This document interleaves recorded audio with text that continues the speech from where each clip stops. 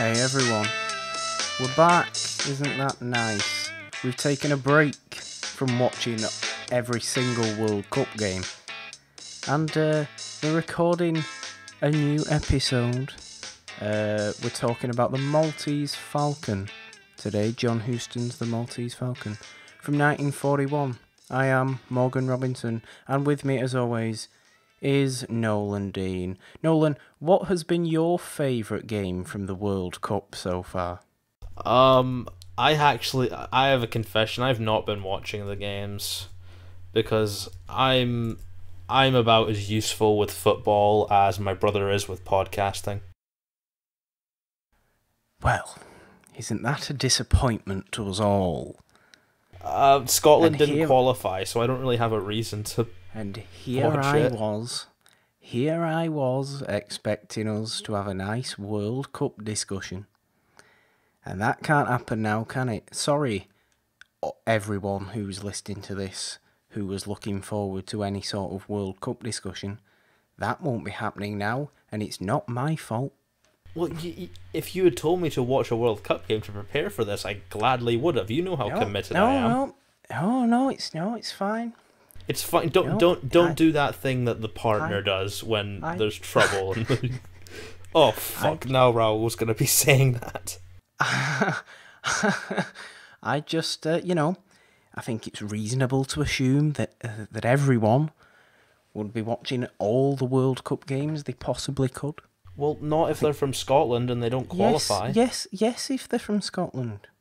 I've been watching all games, and I've enjoyed them all. Apart from, there was one poor game, I forget who was even playing. Anyway, we won't be talking about the World Cup. We will be talking about the Maltese Falcon. Nolan, was this your first time watching the Maltese Falcon? It was my first time watching all of the Maltese Falcon. I remember distinctly last year I said to you, I found the Maltese Falcon on Netflix and I'm going to watch it, and you were very happy. Sadly, I did not tell you that after 20 minutes I clocked off and I didn't end up going back to it. Shock. But I was just... I hope you didn't do that this time. No, of course not. Not for this show. I watched all of it, and it's going to be a really great discussion because... is this the first, sort of film noir we've done? No, we did Vertigo, so that doesn't count. I mean, do you class Vertigo? I don't think Vertigo's a film noir. I have a belief that film noir has to be black and white. Yeah, that is true. Well, unless you count Brick, which our good friend Tom Bennis loves. And he's the film noir expert. The film noir expert. Hi, Tom. You're right. Film noir expert. That's a big title. Yeah, okay, that's fair. Yeah. I'm trying to think. I think it might be our first true noir mystery type thing. Forgive me if I'm wrong, but yeah, I want to know what you thought of the whole movie first of all, seeing as it was your first time watching it all the way through. I love how smart it is. I remember watching a video about the use of Macguffins in storytelling, and one of the examples they used was the Maltese Falcon. Mm-hmm. And you guys, if you don't know what a Macguffin is, it's basically an object in a movie that the characters care about, but the audience doesn't. Mm-hmm. And sometimes it can end up overtaking the plot. They're very common in Indiana Jones and Harry Potter with the Philosopher's Stone and everything like that. But here, the Maltese Falcon, it is a MacGuffin, but it's ultimately not really what the story is about, if you get me. Not at all. Not even a little bit. And I like that. It's kind of an anti-MacGuffin. Yeah, I like that. I like this idea of an anti-MacGuffin because, of course, now spoilers for a film that is 1941. Let's work it out. Was it 1941? 77 years old. Yeah, 1941. Don't. It was. Yes. I'm a release date guy. I know these things. I like to think I know these things. Some I don't. The novel was 1930. That's why I'm confused. Yeah, you see, based on a novel, but okay, yes. Spoilers for a 77-year-old. movie that really won't affect you watching it anyway. Also, spoiler alert, your 17-year-old nan likes custard creams as well. Well, yes, that would be true. Everyone likes. I always find custard creams are a weird biscuit to bring up to people who have no idea what custard creams are because it sounds a bit weird. Yeah, but anyway, back to the Maltese Falcon biscuits. Yeah, the Maltese Falcon itself turns out to literally be absolutely nothing. Which I love. Really smart storytelling for the time. And in a story that has basically seen a bunch of really kind of awful people. Oh, despicable people. Just sort of doing battle with words with each other to try and get this precious centuries-old artifact. The fact that it ends up being nothing, and I'm sure most film fans are well familiar with the final line where I think the police officer asks Humphrey Bogart, "What even was this?" And he just replies, "The stuff that dreams are made of." I think there's another phrase we can I think sums up this whole film, which is kind of Shakespearean in a way. It's much ado about nothing. Yeah, it's all the same. It's if to be honest, it's a film about sort of chasing material gain that is ultimately going to get you nowhere.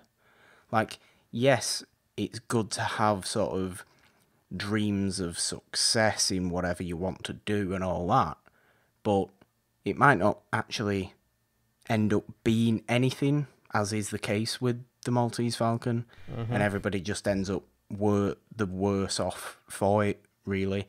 Worse off for going on this whole journey with each other and trying to battle with each other for the Falcon that, yeah, it might have been... It's a nicer thought for those involved to know the Falcon exists and to keep going after it, which is why I think that they call him the Fat Man. I forget his name, Casper.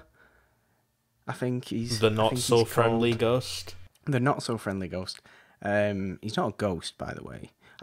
He's a great character, but he and Peter Lorre's character, who is my favourite person in this entire film, Joel Cairo, they go off to Istanbul at the end, or at least they tell they say they're going off to Istanbul. The film ends well before that story. In search of the quote-unquote real Falcon. And I think to all these characters, the idea of the Falcon being out there as something they can gain eventually is a lot more enticing to them than actually possessing the Falcon itself, because then what are they going to do with their lives? Nothing. It's sort of... For a film this old to touch on something like materialism and to look at where materialism is nowadays, like, it's a really interesting concept. And one thing I love in this movie, since we're talking spoilers, it's a noir, so of course you're going to have a femme fatale. Yeah. Mary Astor plays someone who, I forgot like her fake name, but her real name is Bridget O'Shaughnessy. And there's basically this... I saw this video essay about her where she's basically the devil in disguise. She's sort of... She's constantly lying. Yeah, and it's like... She comes to Sam Spade at the beginning because she wants help. And then throughout the whole thing, you start peeling back layers of her character, and she's really a despicable person. And I love that at the end, Sam Spade just, like, outsmarts her and she ends up getting arrested, and it kind of reminds me of the end of Gone with the Wind, where it's like, frankly, my dear, I don't give a damn. Yeah, it's because, these people, and to be honest, all of them, because, yes, Sam Spade, Humphrey Bogart, is at the sort of centre of it all, trying to figure out what everybody's doing, and you're just as clueless as he is watching it for the most part. until stuff begins to be more clearly explained. But yeah, the rest of them, like Mary Astor and Peter Lorre and whoever played the Fat Man. Let's just say the Fat Man Shrek and get that out of the way for the video. Okay, fair enough. That's done with now. Oh, Christ. Yeah, but they're all very, very manipulative people. They will literally just say what they think they want to say in any certain moment. And, you as an audience, believe them. But then 2 minutes later, they just say, yeah, actually, that was a complete lie. This is actually the truth. Once Sam Spade has decided to try and converse with them and get it out of them. So you're always sort of second-guessing yourself on what the hell everybody's intentions are with this. They're all after this Falcon. But there's murder involved because, of course, there is. It's a noir. Well, you can't have a noir without a little bit of murder. No, of course not. But, yeah, I mean, I especially do love Joel Cairo, Peter Lorre, in this film. I think he's wonderful. And Peter Lorre's kind of just a delightful guy to watch. Because he likes playing these really nervous people, and I think he does it so well. Especially in the Maltese Falcon. But I actually, one of my weird favourite films of Peter Lorre's is unsurprisingly where he plays against Vincent Price and Boris Karloff in the Raven from 1963, in which Peter Lorre is constantly drunk and he is a magician, and it's just hilarious. I love how they came up with characters back then, like a drunk magician with Vincent Price and... Yeah, but Vincent Price is also a magician, and Boris Karloff is the three magicians. Vincent Price looks like a magician without acting, let's be honest. The Raven from 1963 with Vincent Price and Peter Lorre and Boris Karloff is an excellent film. It's kind of absolutely ridiculous, but it's great, and Peter Lorre's great in it. It's a big step. It's a big difference to what he was doing in something like the Maltese Falcon, in which he's kind of, I say, like you said that Mary Astor plays very much the femme fatale. I think I really want to know who the actor who plays the Fat Man was, so I'm gonna search his name, but he is more of a sort of, I want to be in command of this situation, I know what I'm doing type figure, and Peter Lorre's just like, yeah, I just really want this Falcon, please can I just have this Falcon. The testosterone in this movie is off the charts. Oh, there's a lot of masculinity. Oh, it's ridiculous sometimes. It does get ridiculous. I don't know, is there a prop of the Maltese Falcon that exists? Because I would want to own that. Oh, I would assume so. I don't know. If there's any people listening who collect items from movies, please let me know, because currently all the only movie memorabilia I own is Harry Potter's wand. The Fat Man is played by Sidney Greenstreet. So, applause to Sidney Greenstreet. Not applause for that surname, but applause for your performance. Bringing it back to football references.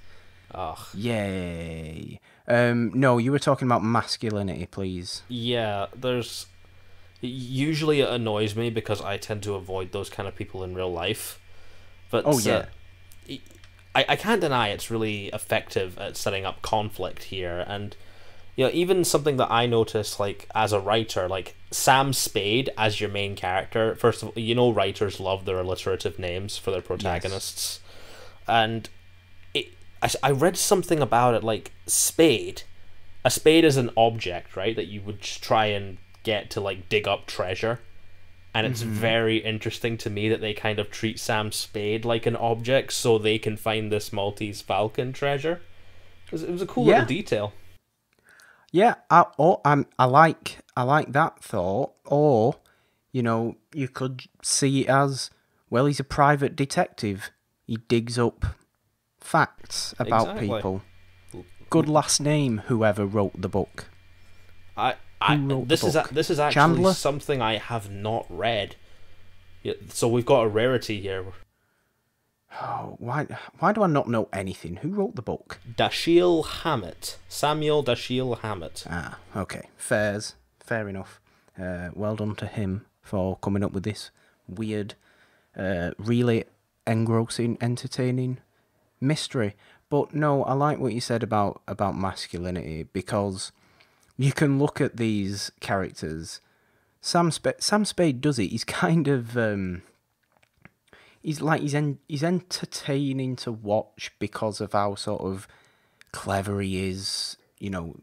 Not necessarily saying what he means, but getting stuff out of people anyway. It's why watching sort of private detective things, I think, have always been really enjoyable for people, because they just like these sort of characters that are able to do these things. And while sometimes he is very much a 1930s, 1940s type character, in his speech and in his referring Accent. to in his legendary Humphrey Bogart accent, but in his referring to every woman as either darling or something along the lines of that, having an affair with his business partner's wife. Is there like a checklist for these kind of characters? Like, must Well, be a scumbag, must have alliterative name, must have dark past. Yeah, I mean, but to be honest, it's just sort of it's showing that Sam Spade himself isn't your everyday hero by any means, and it makes the whole film more enjoyable, because I think if you had a typical quote unquote heroic hero in the middle of all these criminals vying for this Falcon, it'd just seem a bit strange. I think it's better to have this damaged, more of an anti-hero type guy who, yes, maybe, does eventually, good work, seeing as he gets, the right people arrested and he does his private detective work, but he also sort of goes about it in a very shady way, and is a generally quite shady and a bit of a nasty guy anyway. I just think it works better to have a character like that who you see all these criminals' point of view from, rather than just having, I'm a stand-up citizen. Rather than just having Clark Kent. Those kind of characters, like the Boy Scouts, they can be done in this kind of story, but you need something interesting for them to latch on with. That's just part of character creation. If your hero is just a perfect person, it's not going to work. Like, even if they are that good kind of natured detective that you would expect, they need something that holds them back. And then you have Sam Spade, who has got a lot holding him back. Yes, he has.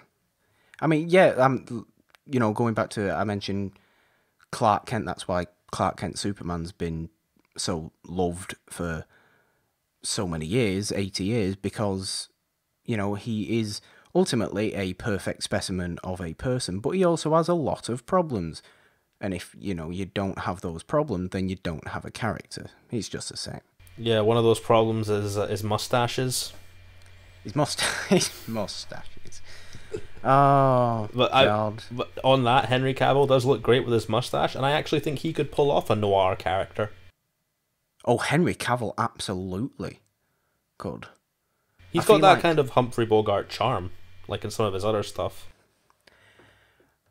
I mean, personally, I think what's kind of special about Bogart is that he is really, really able to just really own a screen. There's no one, like, I know I said, like, before, I really like Peter Lorre and prefer his character and his sort of performance and everything in the Maltese Falcon, but whenever Bogart's on there saying anything, or just, he can just be sat there with his head tilted down with his hat on smoking, and you are just transfixed by what he's going to do. He just has this very, very natural presence for, it makes him seem 6'5" when I think in reality he was about 5'7". That's what a great character actor does. Absolutely.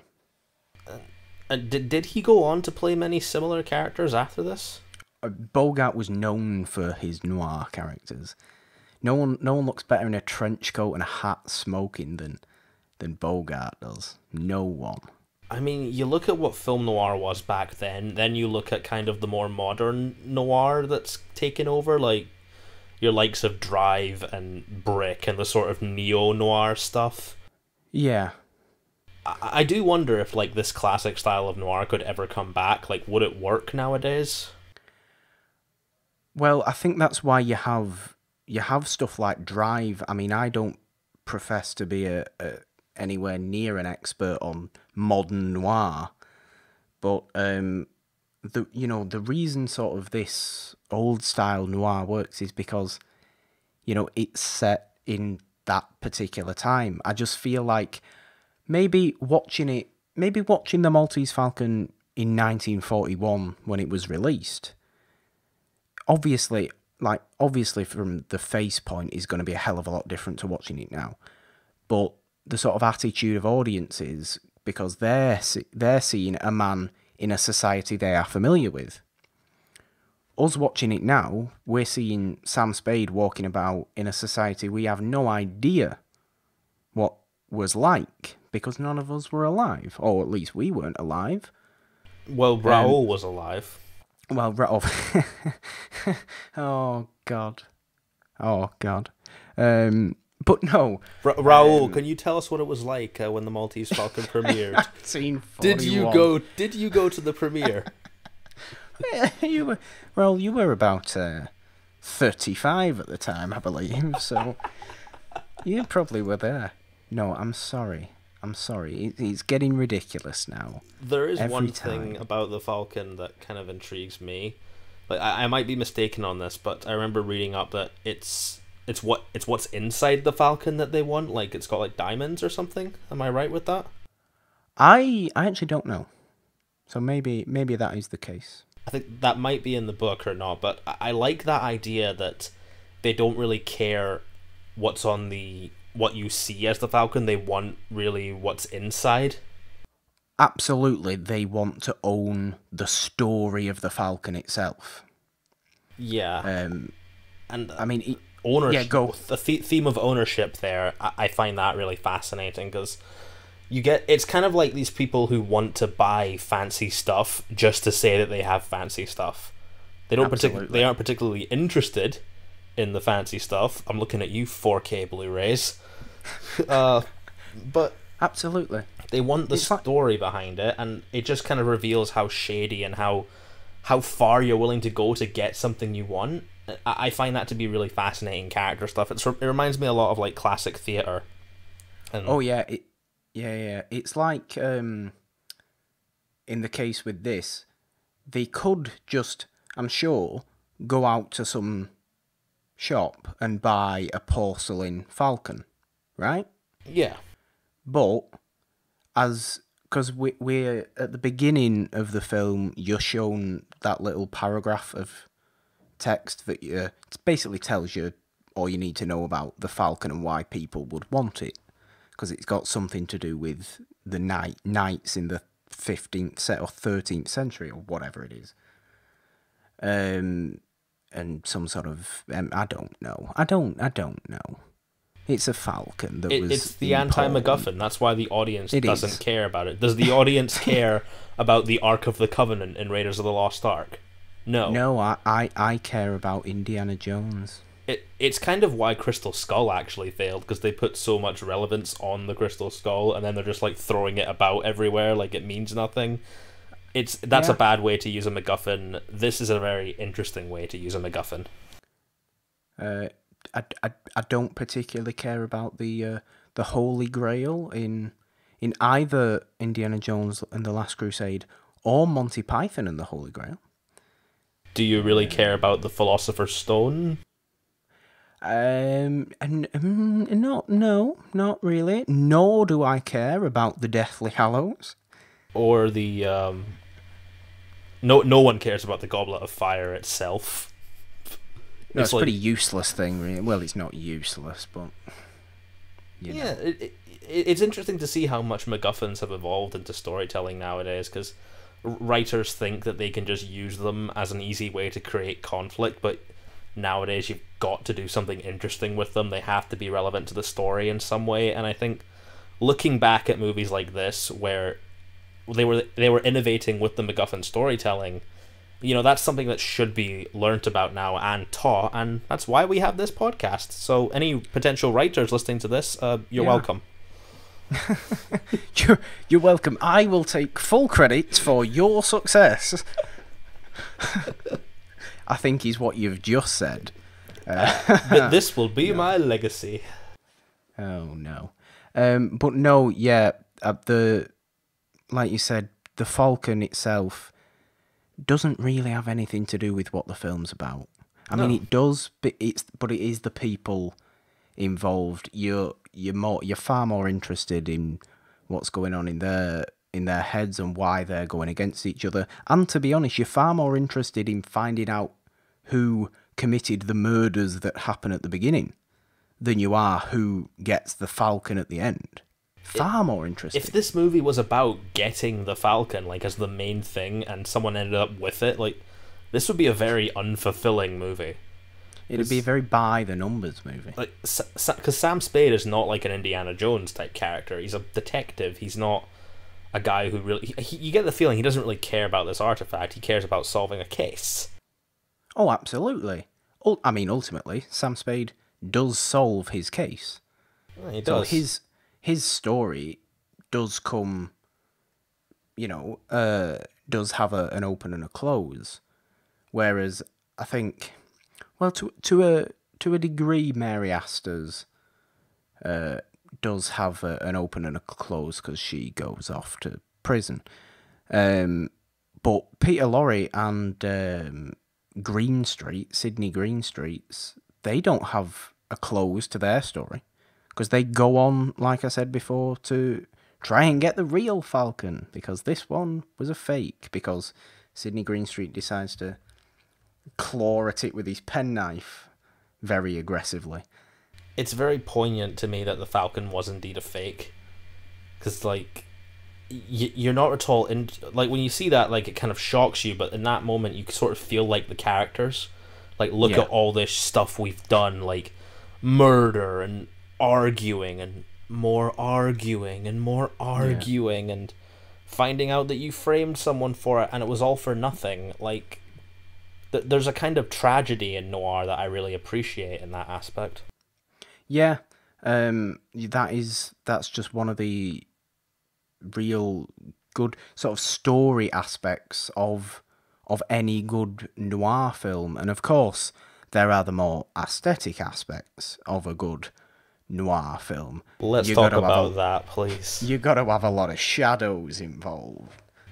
That's one of the things I love about looking at noir, because, like, I think almost every frame in a noir film could be a painting that you hang on a wall. Definitely. There's probably some, like, really passionate Maltese Falcon fan whose wallpaper is literally all the frames of the Maltese Falcon, and you know what? That's fine. It's a beautiful movie to look at. Absolutely. That's probably Tom, by the way. This is why I'd like to think so.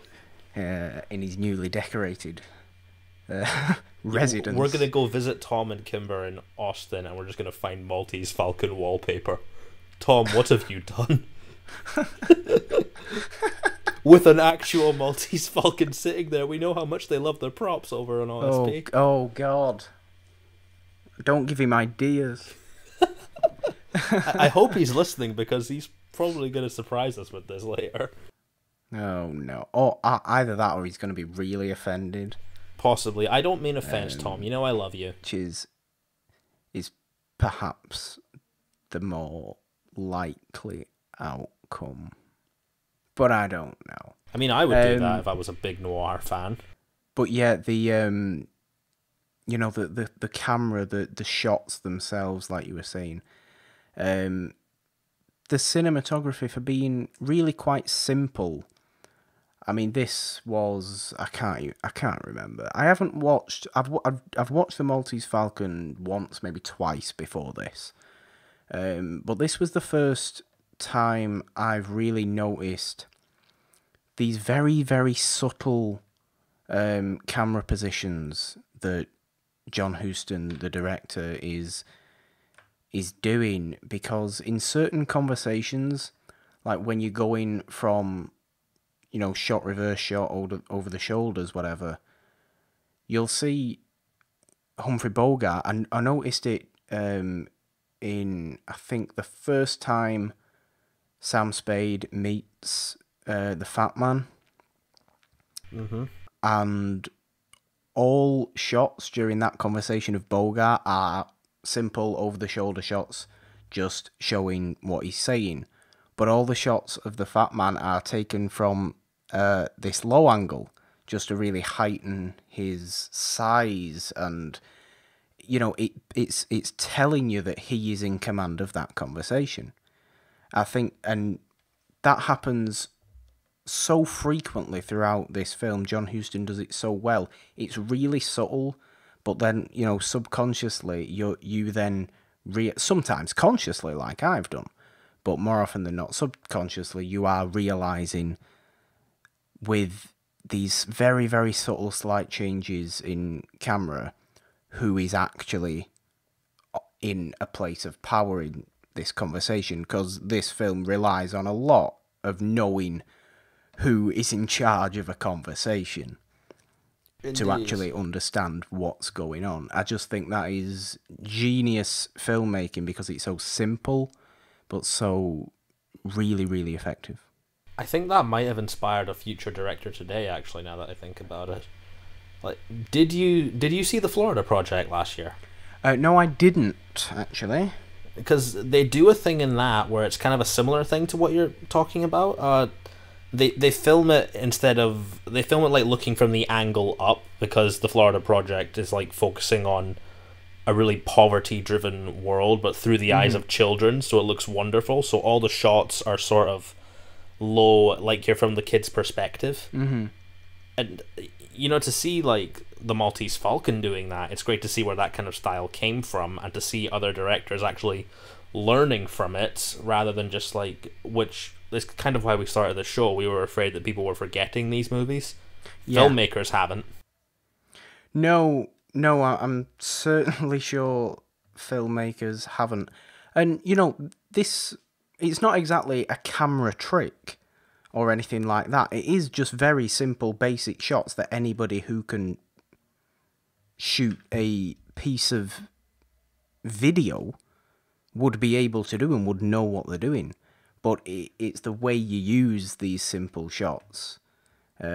So, like I said, so frequently throughout this, that just proves really, really successful to do that. And of course, you can talk about the amount of shadows to create a shady mood, or shady characters, or with shady characters, and everybody being smoky, everybody smoking. What does smoke signify? Oh, you can't see properly what's going on because you can't see what's going on in each of these characters' mind. You can talk about all those ridiculous sort of reasons for people doing things, but what struck me most of all with watching this this time was these little subtle camera things. So applause to John Huston for that. Legendary director that he is. Trivia time. Just one little piece of trivia. John Huston directed a football movie, just to bring the football references back, called Escape to Victory, starring Michael Caine, Stallone. Yes, Stallone was a goalkeeper. And did he get hit by the ball a lot? No, he saved a penalty. Did very well. Did very well in his game. It's a mix of The Great Escape and football. It's a great film. It's full of... How old is that film? It's from the early 80s. I want to say 81. Can't talk about it on this show, but I'm going to put that on my list. Oh, you need to watch Escape to Victory. It's great. It's World Cup time. Watch Escape to Victory. England play Germany. The only football movies that I watch are Bend It Like Beckham and some parts of Green Street. Pele is in Escape to Victory. Okay. As is many other football legends. Bobby Moore is in Escape to Victory. But yeah, John Huston directed that, as well as The Maltese Falcon and many other things. And I just remembered that just then, and I thought it was interesting. So there you go. Well, that's some really good trivia. I should probably find some trivia as well to counter. You don't have to. That wasn't a prepared piece of trivia. That was simply a piece of trivia that I remembered on the spot, and was actually very pleased with myself about. I would be pleased of you with that as well. Oh my god! While you're looking for some more trivia, was there any character in this that stood out for you, or would that be Sam Spade? Do you like Peter Lorre?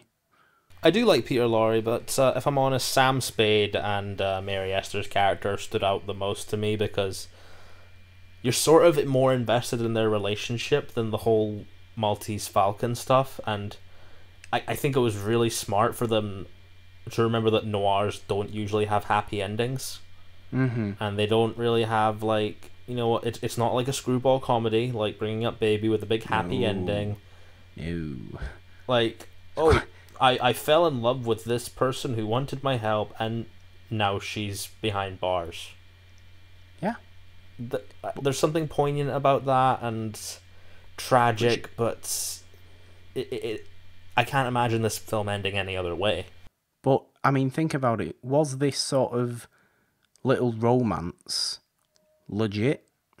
Or was it just Sam Spade gaining her trust to eventually get her arrested because he knew that she had killed his partner? I don't know, and that's just another thing. That's just another thing. You've got no idea what's going on in these people's heads, and it's wonderful to just try and figure out for yourself what the hell are these people gonna manipulate you with next. I did find some trivia as well. Oh, okay, go on. This is some funny trivia, so you can go straight on to your point. When Sam Spade, when he makes a phone call to his secretary and he calls out the number, it's 007. Oh, for goodness sake.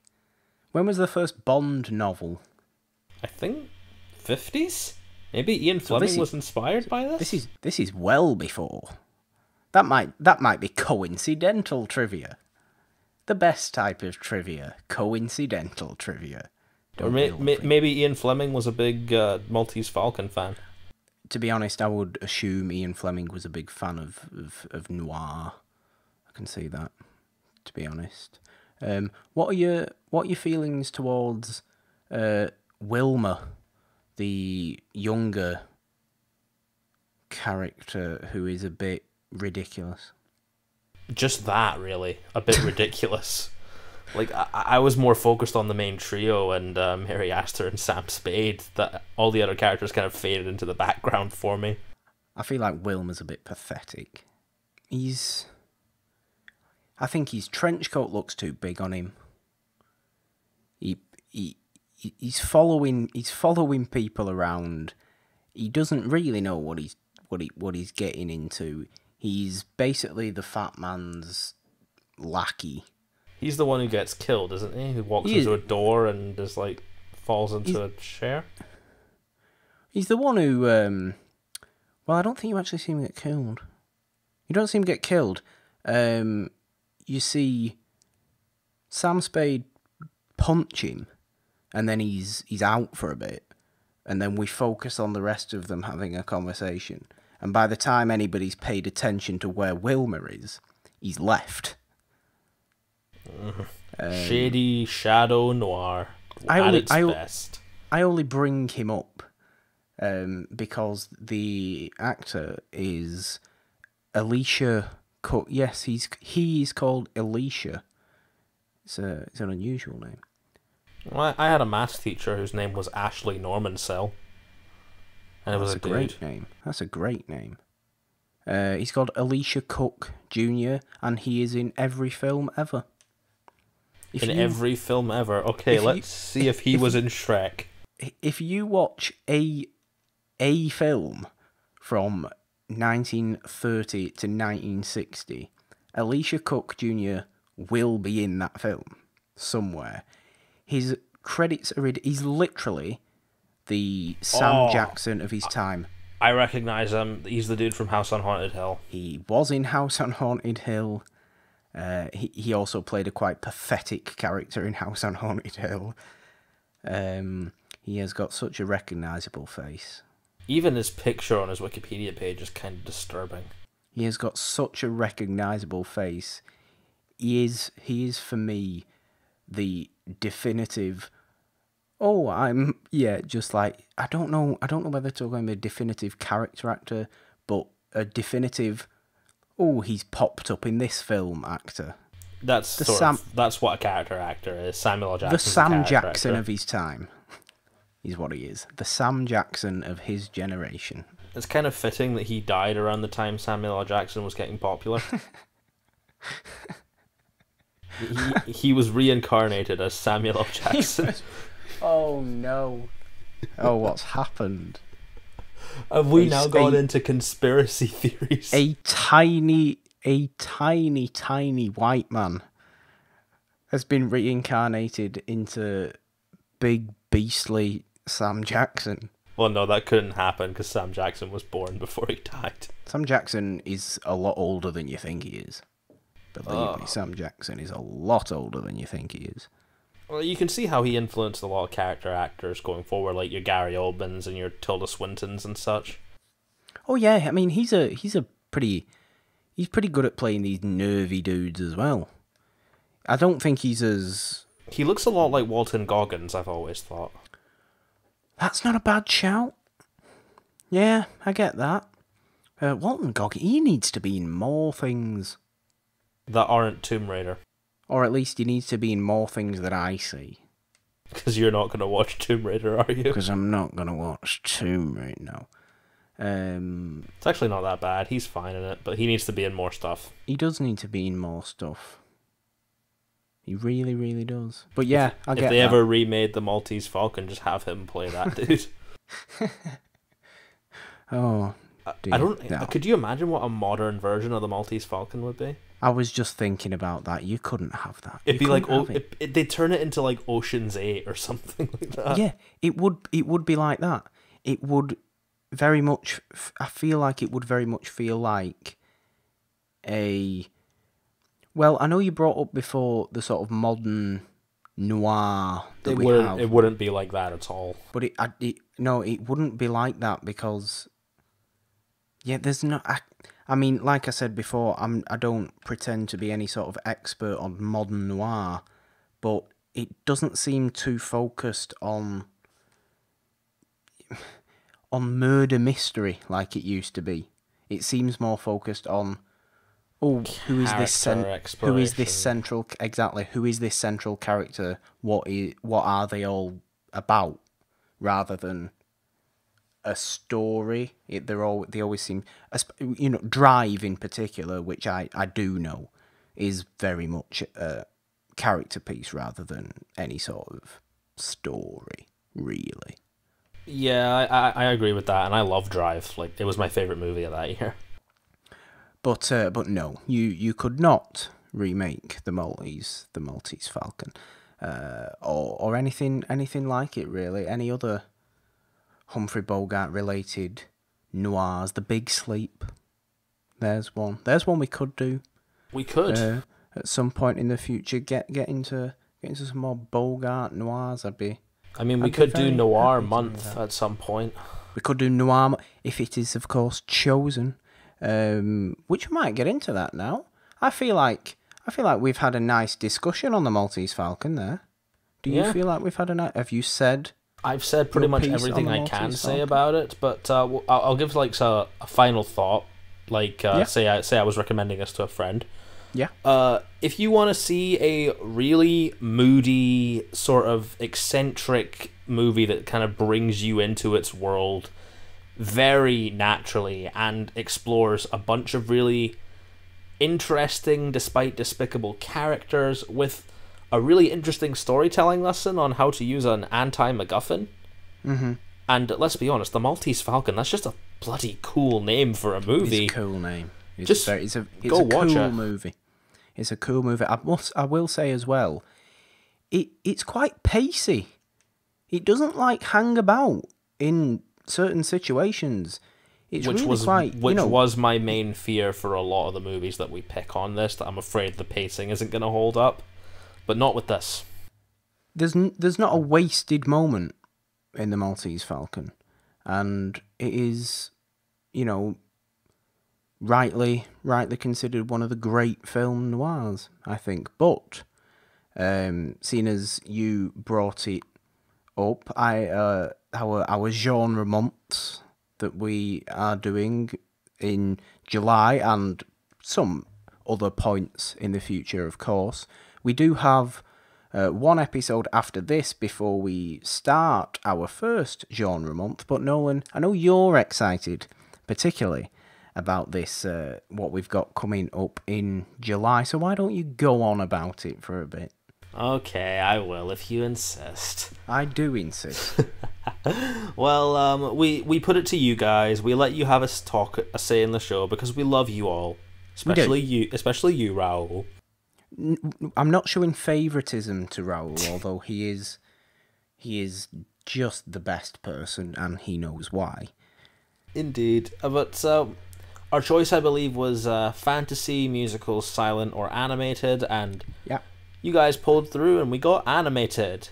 With And 32% of the vote, And I'm animated not, films. but just as well, I'm not going to be traumatizing Morgan with Watership Down again. Goodness me, no. No, I have some happy choices for my animated ones. Oh, okay. Well, let's not say them. We're not going to say them yet. Maybe we should say them at the end of next episode, just to Yes. get people ready for the month ahead. I must say, well, if you've gone happy, I might go quite violent. I know you're going to pick Pinocchio for one of yours. It's just obvious. I might not pick Pinocchio, but I do really like Pinocchio. But no, I've been looking at some, like, because I didn't want to just do like Disney, because there are other things. That's why I wanted to make sure our first animated one wasn't a Disney movie. That's why I picked Watership Down. I mean, it's a very good point. It's a very good idea that you've I've had got there. I've got one dark one and one happy one. Okay, I might have two dark ones. One, I'm not. Yeah, I don't want to say too much. But we do have a dark one next week as well. I found. Well, I don't know what that is, so let's go into that now. But I did find a particularly interesting sounding animated film that just sounds really intriguing. That's not even nearly anything to do with Disney. Good. So I think I'm gonna pick that one for one, and we will go into that at the end of next episode, which is going to be on, as Nolan alluded to. Well, it's one of my favourite movies of all time. It's a movie that I believe is so important to the genre it's in. It has my favourite villain performance ever on film. I know what this is. How do you fancy taking a trip to Bates Motel next week? Well, why the hell not? Why the hell not? Do you know, yeah, I'm about it. Let's do it. Because I finally I need an excuse to make my brother watch this movie. We have to do it. You've watched it now. Don't worry. I'm sure if you're looking for a 3-hour breakdown of the shower scene, you're not gonna find it on this ridiculous show. No. Well, I'll probably just be talking a lot about Norman Bates because he's one of my favorite characters and my all-time favorite villain in cinema history. A lot of people say like, oh well, Heath Ledger is the Joker and Darth Vader. I'm like, no man, I like Norman Bates. Norman Bates is great. Norman Bates is one of the most interesting characters in film history, without a doubt. Yeah, I'm really looking forward to talking about Psycho. It's been a while since I've watched Psycho, actually. And I actually did see, it's torturing me, but every time I go to HMV, there's this perfect-looking Norman Bates Funko Pop. Oh, is it the one where he's dressed as Mother? Yeah, it looks awesome. Yeah, I know the one. Apologies for that. Just a bit of... I just had to plug something in, which is why I may have gone a bit weird there. Yeah, but we're going to be heading straight into what many consider Alfred Hitchcock's best movie. We're going to be talking Psycho. It's going to be awesome. I can finally convince my brother into watching it. William, we're going to be watching Psycho soon. I hope you're ready for it. If he comes in, that's going to be hilarious. But enjoy that if you're watching if you were listening to this with headphones on. Enjoy Nolan's shout. Do you consider Psycho Hitchcock's best? I don't. Well, if you're looking at it from a technical perspective, I wouldn't consider it its best, but it's my personal favorite of his. Okay.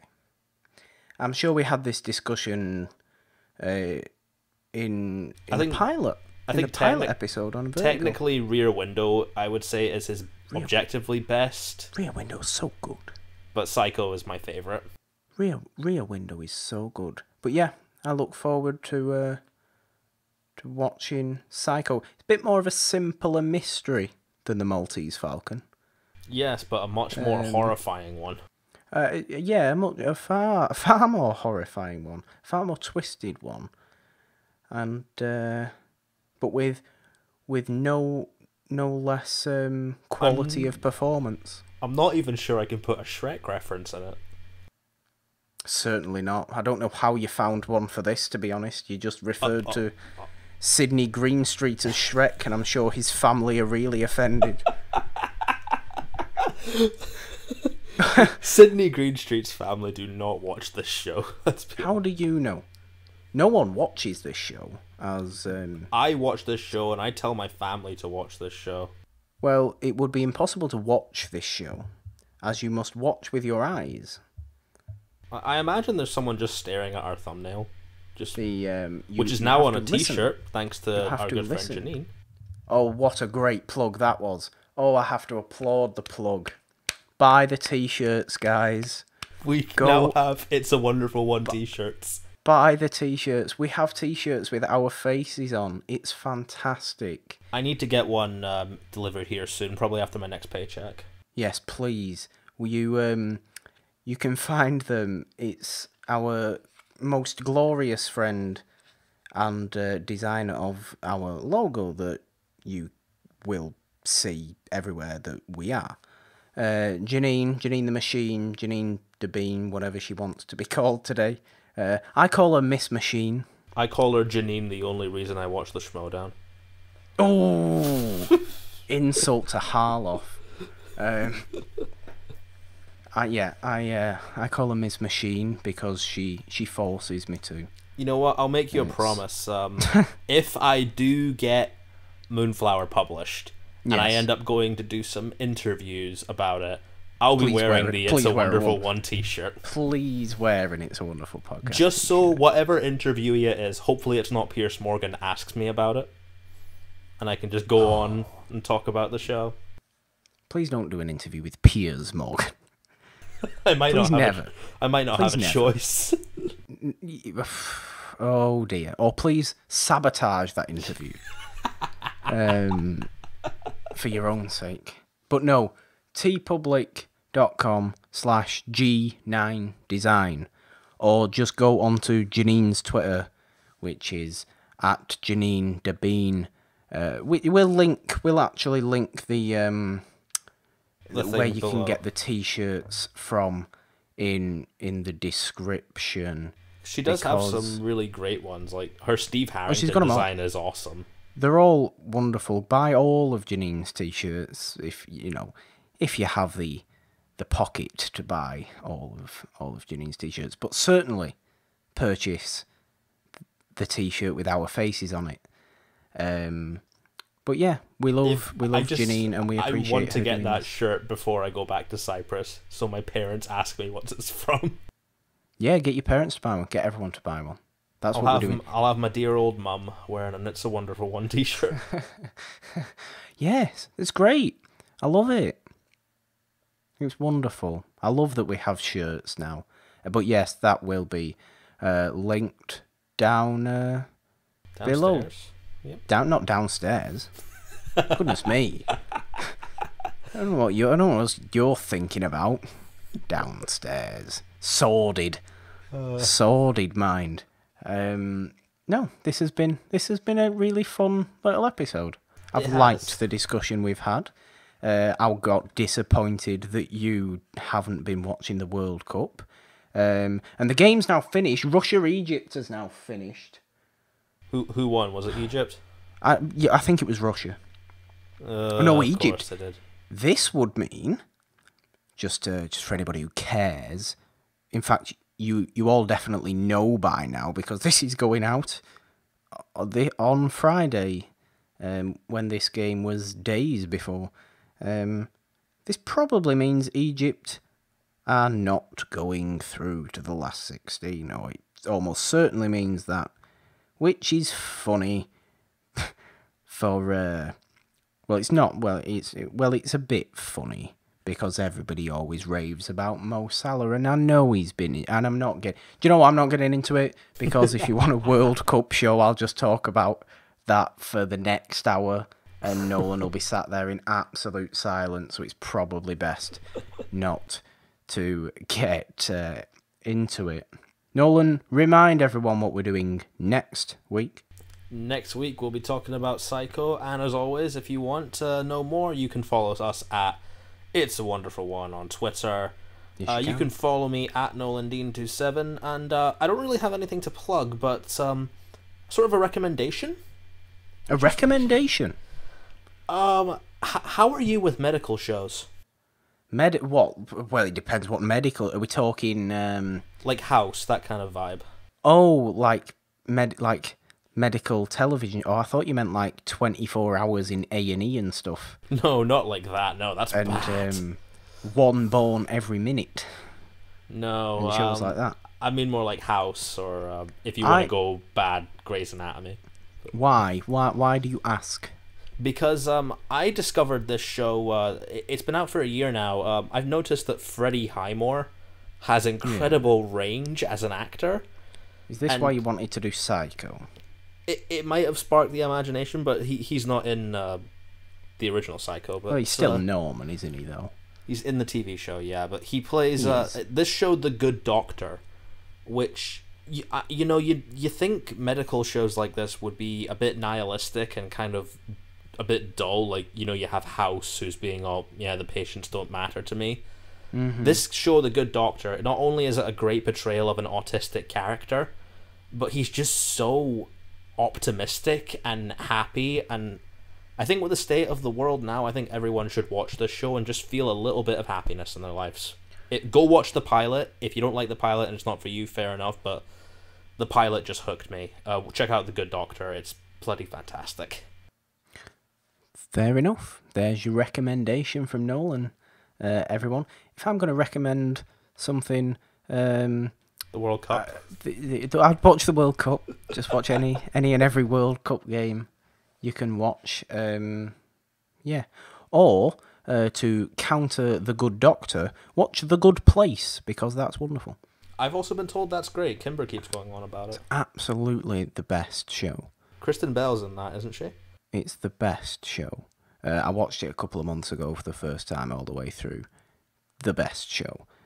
That's my little recommendation. If we're doing recommendations now, which who knows? Is that the one with Kristen Bell in it? It is, yeah. Kristen Bell. I love her as Veronica Mars, so I will be watching that.